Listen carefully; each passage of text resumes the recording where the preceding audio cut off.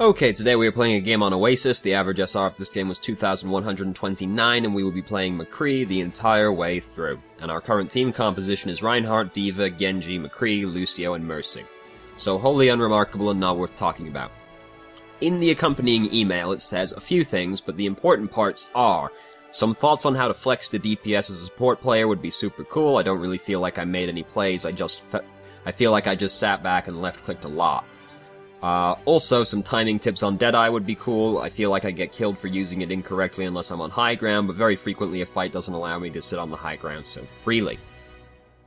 So, force flexing to DPS as a support player. This is a surprisingly common issue for support players, where they feel like they can't play any DPS. I would say the best DPS you can pick is McCree or Soldier.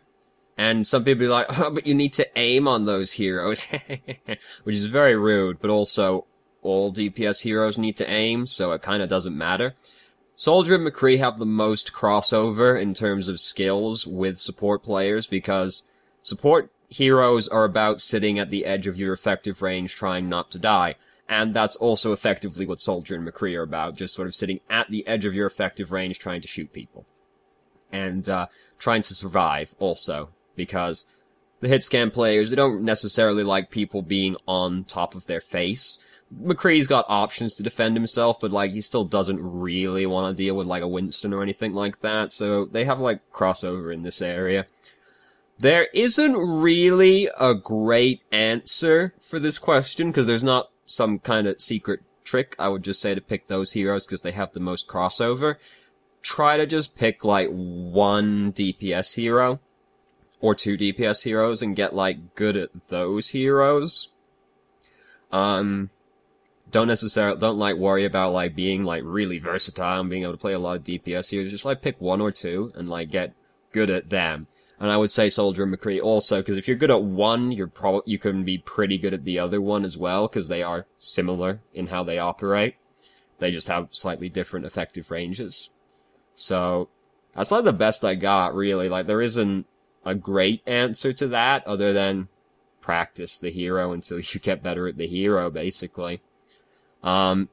Flexing to DPS is not something that happens super frequently, so probably doesn't come up that frequently, but the best answer is just kind of practice. As for using Deadeye correctly, the way the game is now, I basically just try to hold on to Deadeye to kill the Mercy as soon as she starts using Valkyrie, because basically only Deadeye and Tac Visor have any chance of killing a Mercy who's using Valkyrie. So that's what I try and use it for, basically.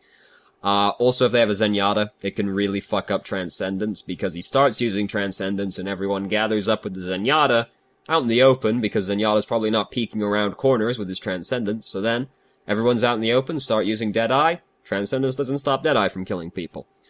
Otherwise, I just still basically use it to try and zone people at the start of the fight, or just to try and pick off one or two people. Like I see a Pharah in the sky, I'll use it just to kill the Pharah really quickly. And then she'll probably get rezzed, and I'll be really sad about it, you know.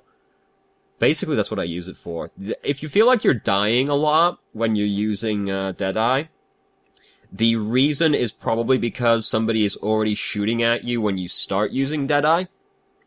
So try not to use it when you have aggro on you at the time, which is gonna be hard to find at times, but that's like the best advice I have for that. Basically, I just try to use it to kill Valkyrie at this point, because, God, is Valkyrie an annoying ultimate to deal with. Maybe one day Mercy will actually be balanced correctly, but today is not that day. So, that's probably not the most helpful answers you were looking for those questions, but they are pretty much the best answers I have. Like, there isn't a super great answer for the first one, and the second one is like, kill that fucking Mercy, and try to use it to zone people. It's a little easier to kill people with Deadeye now, because they buffed the lock-on time, but, like, you still have to be this giant, immobile beacon while you're doing so.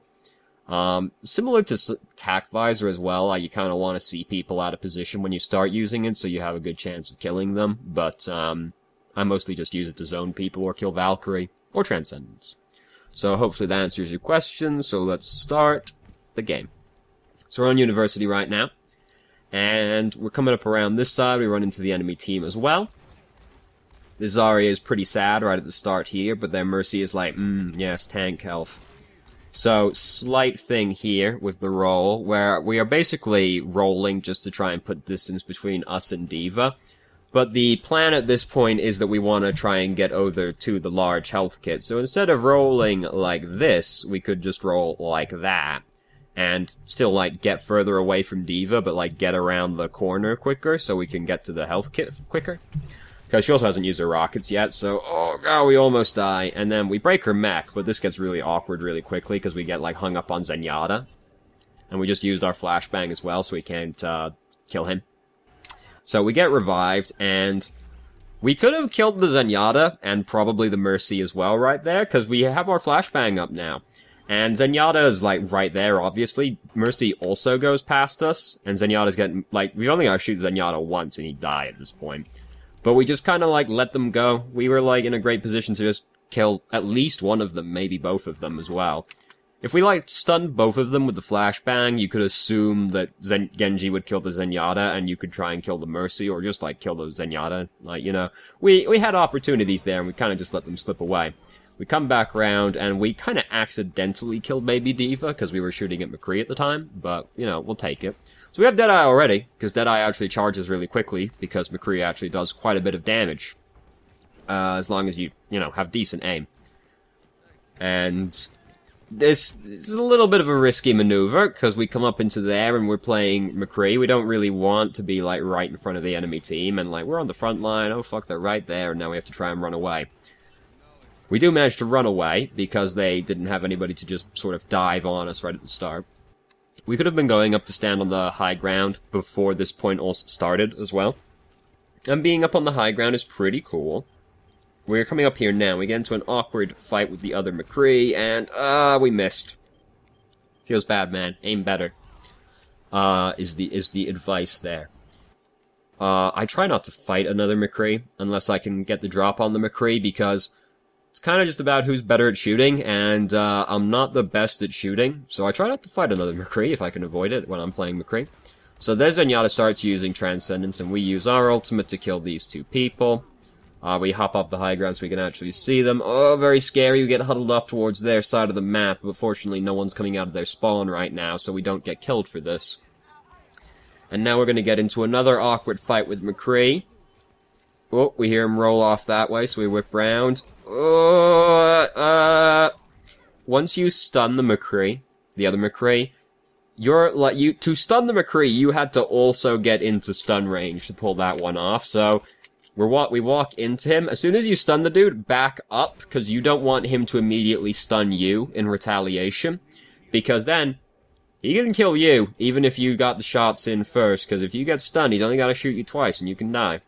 So, if you stun the other McCree, just, like, back up immediately so that you don't get stunned in retaliation. Unless you're just going to kill the dude, in which case then it doesn't matter, but you have to be pretty confident you're going to kill the dude for that one. So, kind of scary to, like, poke your face over right there, because the Graviton is very close to us right there. Oh, we don't want D.Va on our face. D.Va's being very annoying for us this game so far. And here, we run off after the D.Va because we want to try and, like, stun her and get her off the Mercy. But we've gone really far to make this happen, and now we can't actually get out of the way of the bomb in time. Like, I get it. I get why we come over here. We want to try and stop her. We missed the flashbang as well, which is just, like, awkward, but, you know, I get it. We're coming over here to help, but we don't need to keep going.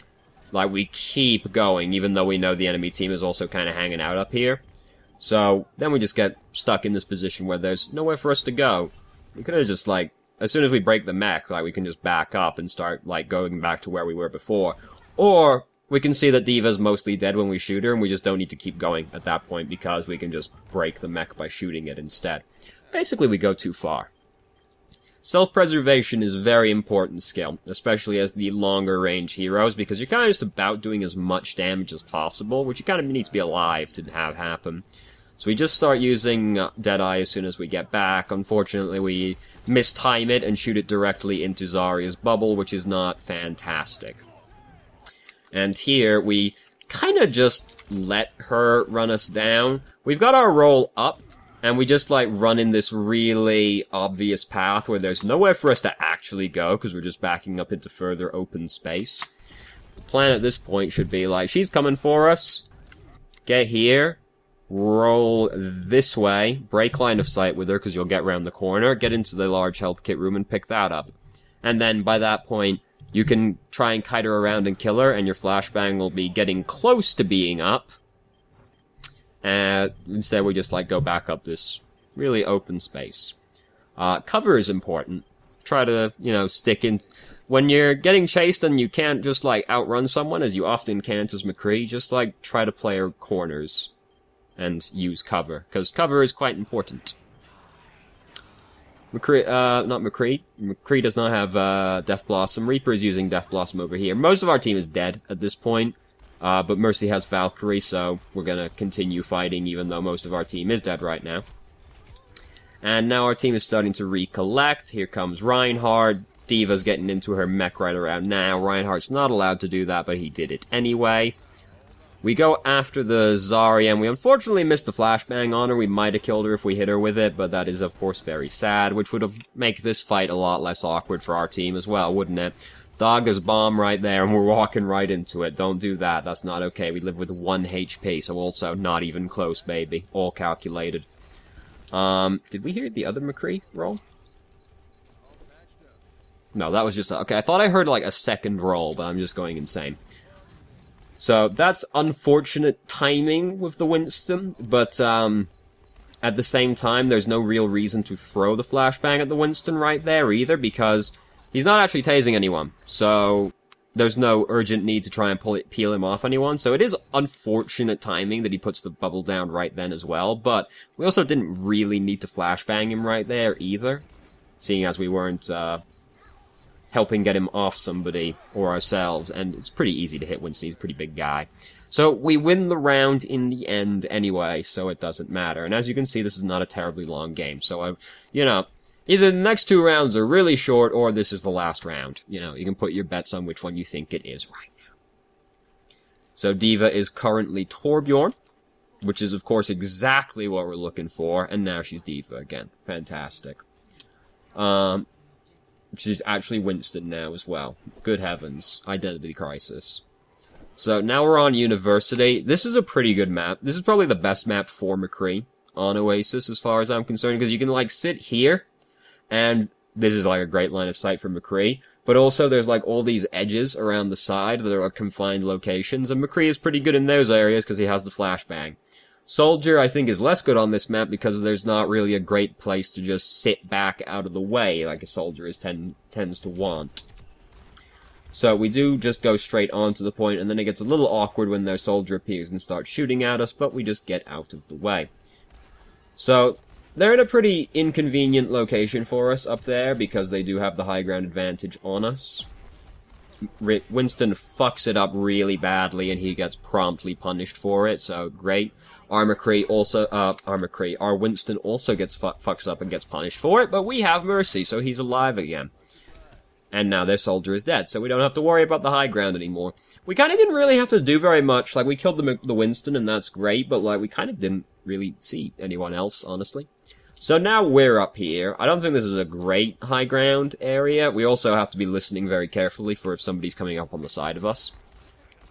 We can sit up here and shoot down at people, but then they notice us, and we're starting to feel threatened because they looked like they were all coming up the staircase for us, so we just hop back down again. And indeed, they were all coming up the staircase for us. So, there's...